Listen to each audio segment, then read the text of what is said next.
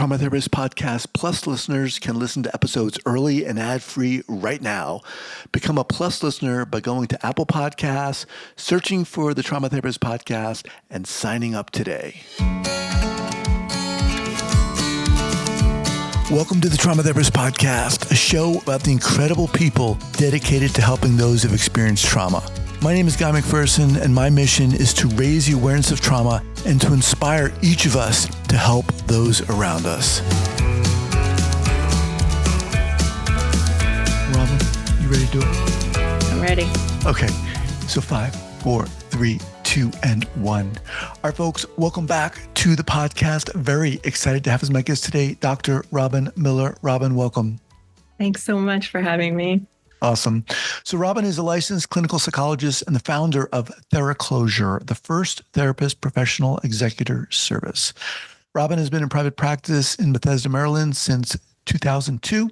She received a BA in child study from Tufts and a Ph.D. in clinical psychology from the University of Rochester. She completed a pre-doc internship at Harvard Medical School, Massachusetts Mental Health Center, and a postdoc fellowship at Harvard University Health Services. In over 20 years of clinical practice, Robyn has provided training, supervision, coverage, and professional will and practice executor consultation and services, and she's written on the topic. Awesome. Thanks so much for being here. And before we dive in, I'm really excited to dive in because I know very little about what we're going to be diving into today. But before we do, share with the listeners where you're from originally and where you are currently. Sure. I am from nearby Bethesda, Maryland, and found my way back here after a lot of time, in other places, and have been back here practicing for almost 25 years. So, awesome. Yeah. All right. So let's move into the topic of today. But before we do, how did you get into this field broadly in the first place? Sure. Well, when I was 12, I said I wanted to be Chief Justice of the Supreme Court, and that didn't happen. So by the time I was in college, I was very curious about how we came to be who we are, and went into child study, and from there went into psychology and thought I would be a professor, but then loved the work of psychotherapy, and so moved straight from there into this art and science of connecting with people and trying to help them kind of get to the heart of what's going on with them and what they want. You mentioned becoming a Chief Justice. Did you pursue that, or was that just some whim thing here? Yeah, no, that was my 12-year-old self. When you asked how to get here, it's like, I don't know. I don't know. Yeah. We think we're going to go when we're kids. Well, yeah. I mean, it's really interesting because, a lot of therapists in this field, there are kind of breadcrumbs that you can follow. They have that innate ability, need, want to connect with people or listen to people. So you start to pursue this. You went to school, you got your degree. What was it about? Let's go back to when you first started seeing clients, even in your training. What was it about that interaction?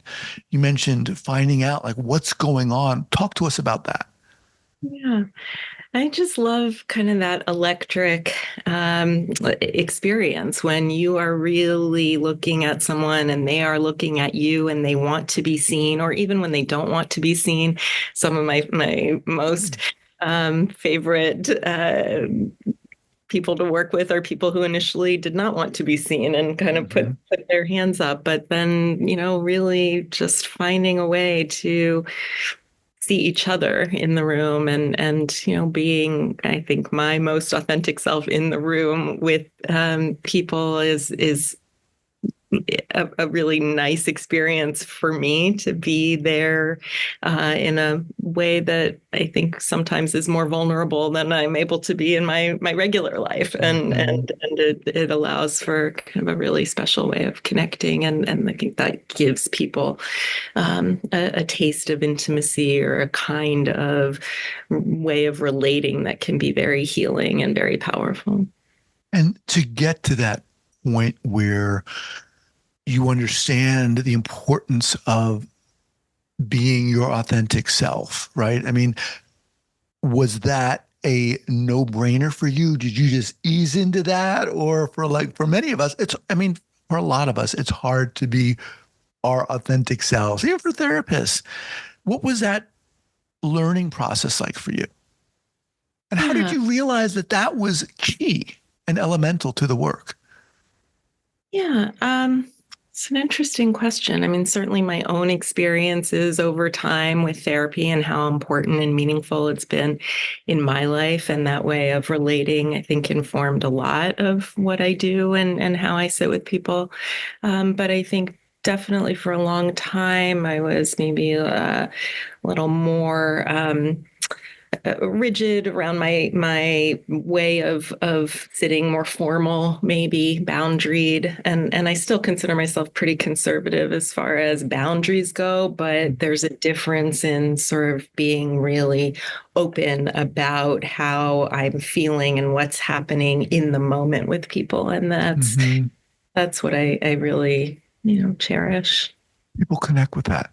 We need a human being. I've told this story before, but recently, like a year and a half ago, I wanted to get back into therapy. I just moved here to Bend from Oakland, and I reached out to my therapist. She was no longer seeing anybody. But she had referrals, so 3 referrals. I called them all, and I'm sure they were all competent, but one of them in particular spent the whole time telling me about the modality and that they were going to use. And this was theirs. And I was like, I need a human being who, you know what I'm saying? I don't need to know your personal, intimate details, but what you're talking about is what I feel a lot of us need.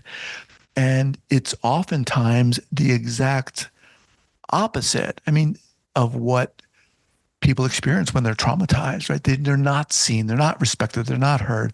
But anyway, I love it. Okay, so you start to get into this work. Talk to us about this whole specialization that you work in, and when did that become on your radar? So it was a big surprise. And it happened about 6 years ago when my very closest therapist friend and supervision partner, we had met weekly for 17 years, Oh my God. a long Wow. time. Yeah. She suddenly had a terminal illness that went very, very rapidly, and I stepped in for her practice and for her. And through the course of that very painful and tragic circumstance, I learned so much about what it takes and realized that in our training, we are never really prepared for that. What is there is very superficial and administratively focused. Mm-hmm. Might here make a will. It's your professional ethical duty to Mm-hmm. plan for the well-being of your patients in the event of an incapacitation or death, or plan for what happens to the confidentiality of your medical records. And it's prescribed, name someone and, sign on the dotted line. And I think that's as far as people really ever think about it, if they think that far, which I think most don't. I did a survey recently, and 31% said that they have a professional will, but I think that was kind of a skewed pool. I think it's much lower Mm-hmm. than that even. So I learned about what it takes to do the job, what's required. I wrote a paper about it because it really was the most gut-wrenching experience for me, having to grieve my friend and at the same time put my feelings, to the side Mhm. and have to be present to inform all of her patients and help them with referrals and take care of so many things that I Wow. can say more about in a minute. But the process of doing that while grieving and having my own full-time practice and young children and all of those things was really excruciating. So then I wrote a paper to try to process my grief about that and got. What was the paper called? What was it? What was the topic? Sure.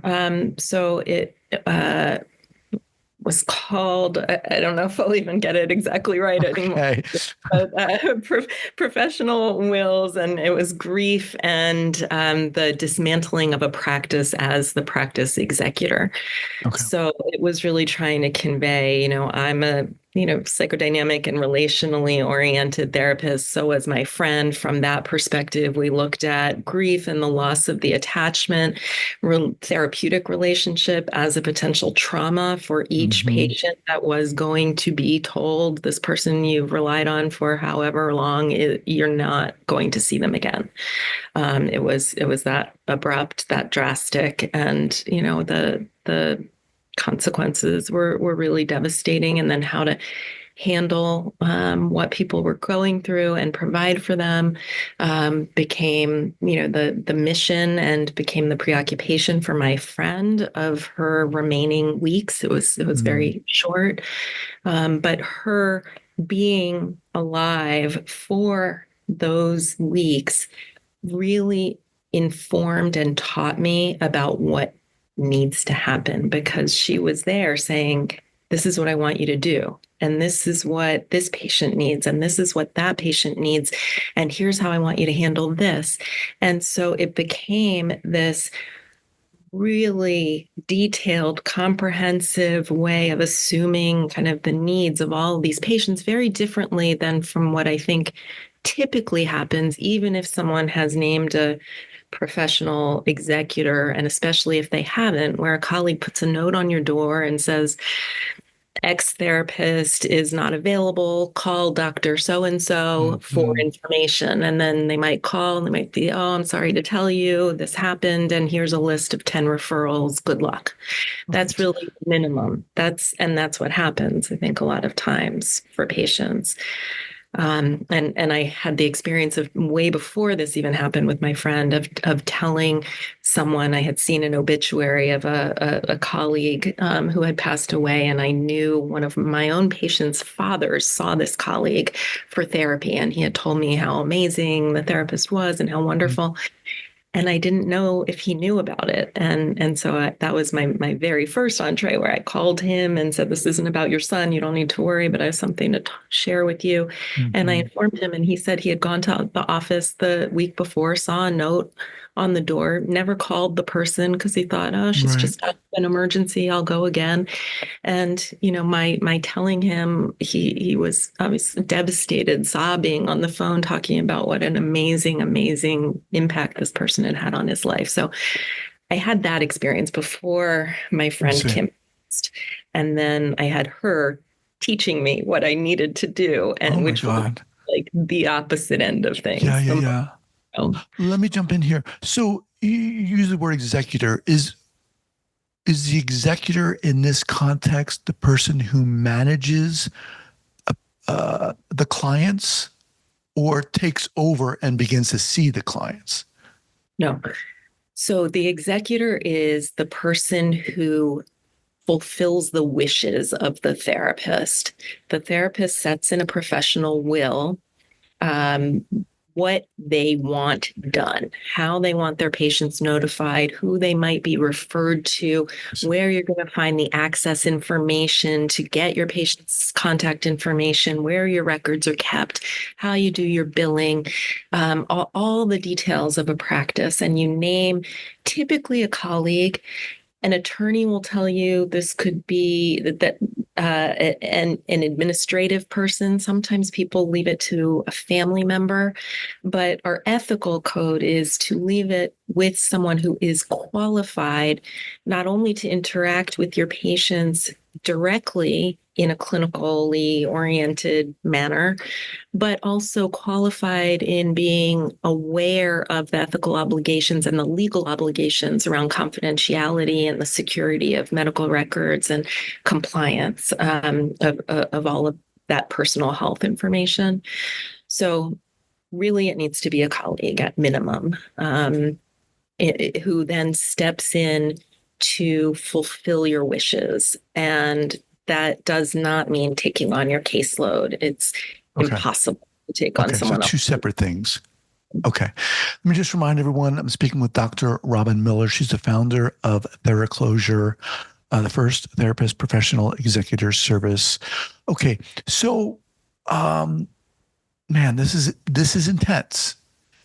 I mean, there's no two ways about it. And your experience in particular sounds very intense.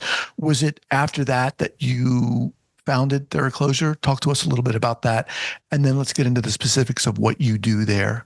Sure. No, it took me a while to get here. I did this for my one friend, and then sadly, I had to do it a second time for another friend who had a crisis. And I stepped in to do this for her practice. She thankfully returned to her practice a number of months later. But in the meantime, I had that as well. And so then I started doing trainings. And when I did trainings, like the Maryland Psychological Association last fall or last winter, the reactions I got for people were like, whoa, you are stressing me out here. I never thought about this. I never heard about that. Or the person that I named, 20 years ago has since retired. I don't have close enough colleagues to ask to do this. People were so overwhelmed. And so that was the spark from starting TheraClosure. I was like, we need a better solution to this problem. People don't know what to do, and that's why they don't do it. So that was my inspiration.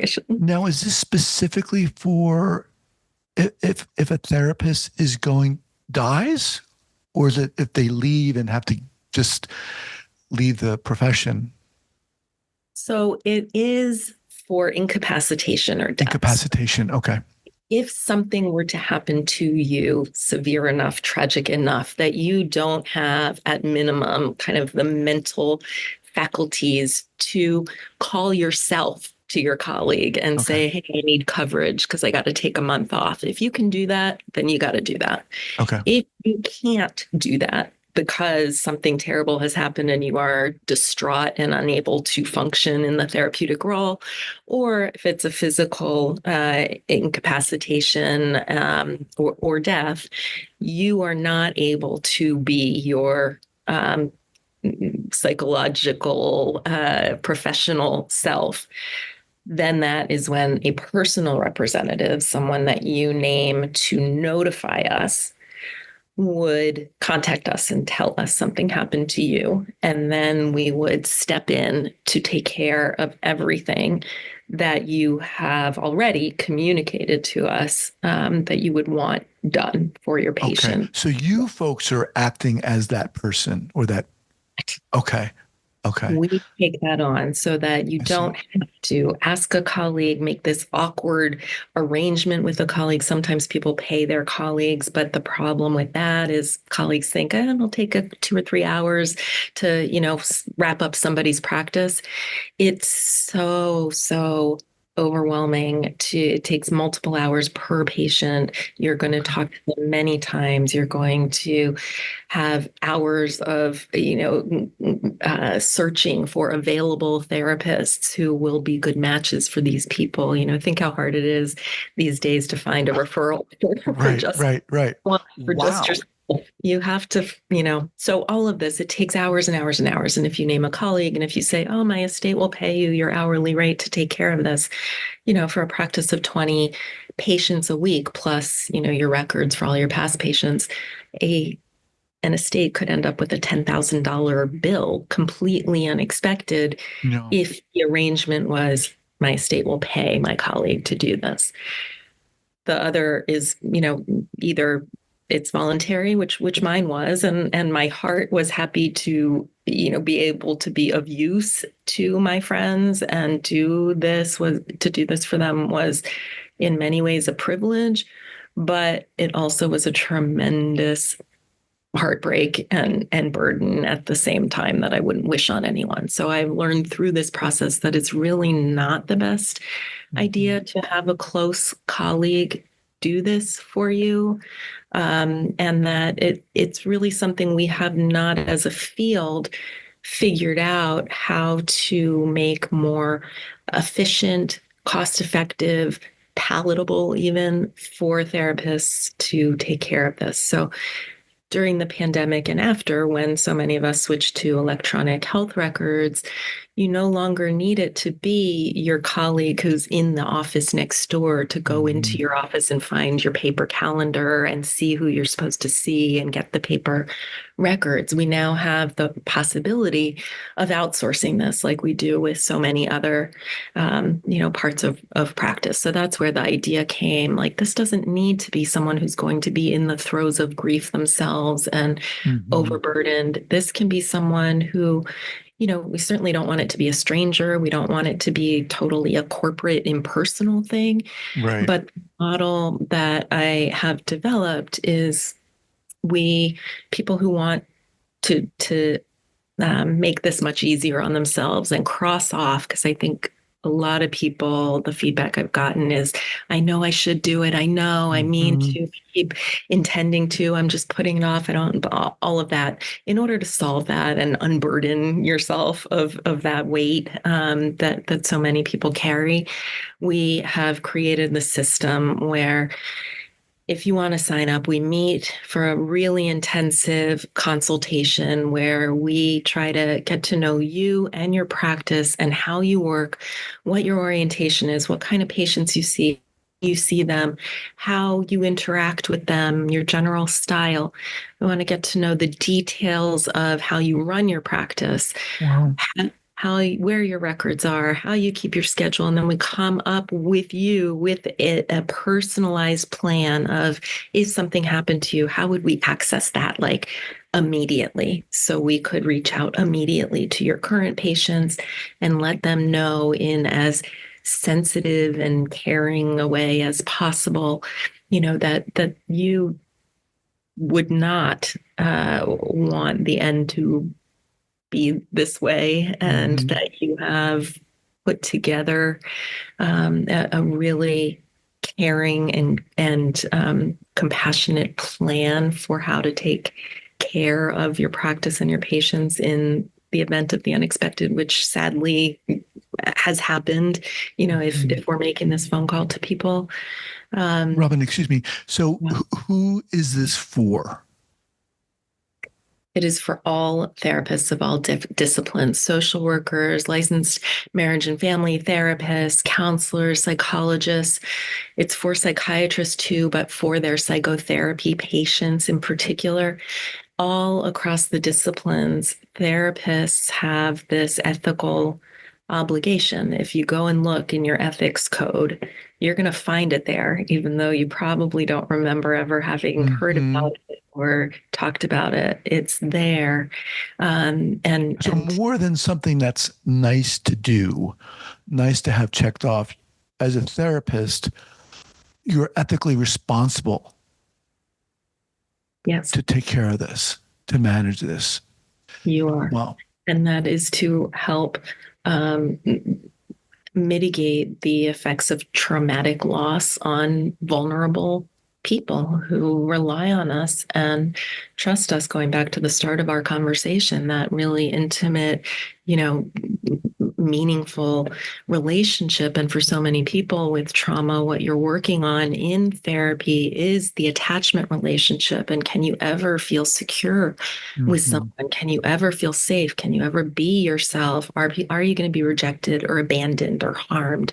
And so, of course, the loss of a therapist in a tragic and sudden means is going to be painful. I mean, there's no way around that. I can't prevent that. And nobody can, but you can mitigate that loss by communicating to the patient, as I did for my friend Kim. I would call after call to these people and say, I am the psychologist covering for Kim's practice. I have some really upsetting news I need to talk with you about? Are you in a private place? Do you have supports available to you? Kim Mhm. wishes she could tell you this herself, but she is unable. She has been diagnosed with. And then people decide. My friend wanted it to be excruciatingly plain and direct. So she wanted me to say she's diagnosed with terminal pancreatic cancer and she is unable to be available to her patients anymore. Mm. That's what she wanted. Other people will want something different, but Right. it's communicating to people. Then your therapist not only is not available to you, and that's really sad. And I'm here to kind of help you through this immediate reaction and shock and help you with resources so that you're not falling through the cracks. That's really the intent. But also, the important part of approaching it this way is to preserve the new secure attachment or the therapeutic alliance, whatever you want to Mhm. call it, as best as possible so that it is a loss no matter what we do, but it doesn't necessarily have to be an abandonment. It doesn't have to be a trauma. Mhm. And it can be a loss where people understand, wow, my therapist really cared about me. They did everything in their power Mhm. to make sure that someone would be there to help me if they were not able to be there for me. And You're I not think, only managing the incredible, obvious traumatic emotional aspect of this, but also the logistics, which have to be handled, the nuts and bolts of okay, how do we move on from here? Um, there are these referrals. Yeah, wow. I it's mean, a I lot. as first of all, as you were talking and you're talking about your own experience with your friend, I was thinking, okay, how common is this? But then you were like, and then it happened again. So, and you can, I mean, I can see why a lot of people don't even want to go near. This is hard stuff to do. Even trauma in and of itself, people don't want to talk about. But this is like you're talking about your own incapacitation. You could see what people don't, they want to avoid this. People want to avoid it. And I've been presenting recently at psych associations and trying to tell people about TheraClosure, this new option, this new way to say, hey, I'm going to spend an hour and a half and I'm going to spend a little money. It's a subscription service. I'm going to spend maybe 2 sessions worth of my pay a year to have and an hour and a half of my time only once to be able to outsource this whole thing and know I did the right thing for my patients, for my family, nobody, for my colleagues. Otherwise families are the ones fielding the questions around, wait, where are my records and how do I find things? And patients are showing up in the waiting room and your colleagues have to tell them that something happened to you. Mm. And I spoke with a psychologist just this past weekend who told me that 25 years ago, her therapist died and she was not notified for 2 months after she had gone repeatedly to the door for her sessions, banging, No. trying to find out where Oh is she. man. And 25 years later, she's still accessing the emotion of that, both the anger and the hurt in feeling abandoned. And now, wants to do everything she can to be sure that that never happens to her own patients. So When it, it when so someone contacts you, a prospective client of the service contacts you, um, and after the initial information gathering, how and to what degree are they in touch with you? You mentioned the service or subscription rather. yeah, sure. So what we do is we create a will, very personalized. As I said, we figure out with you what makes sense for your practice and how we're going to do it. And we document that, and it's been legally approved and reviewed. We have a template, and we make sure everything is in accordance with the regulations of each state regarding record retention and notification requirements and so forth. And you sign that will and you notify your personal representative that you want us to do this thing, and they're in charge of, if something ever happens, letting us know. We have different ways of different options around how we would access your information. We have a password manager option that you can use to, allow us access only in the event of an emergency. We don't want access to your private things any other time.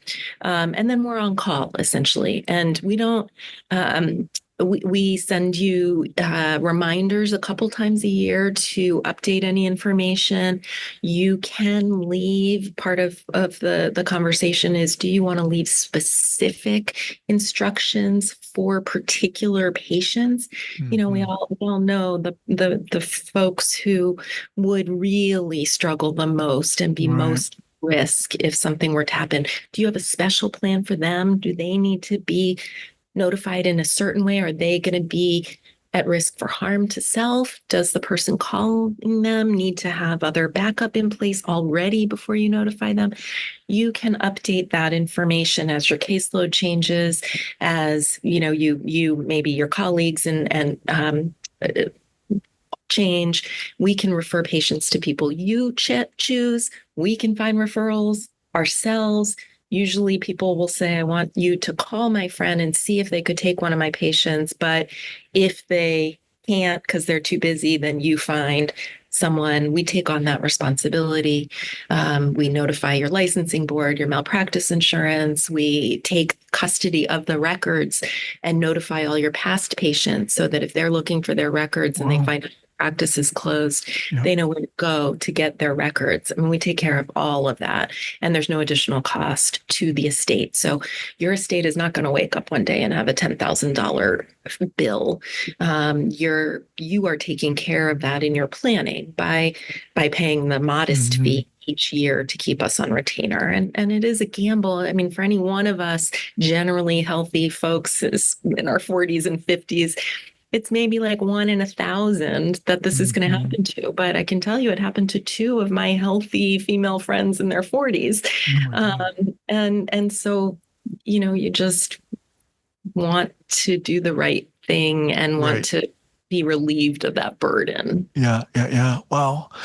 Like I said, I haven't spoken with anyone else on this podcast about this topic, and you're the only person I know who's doing this. But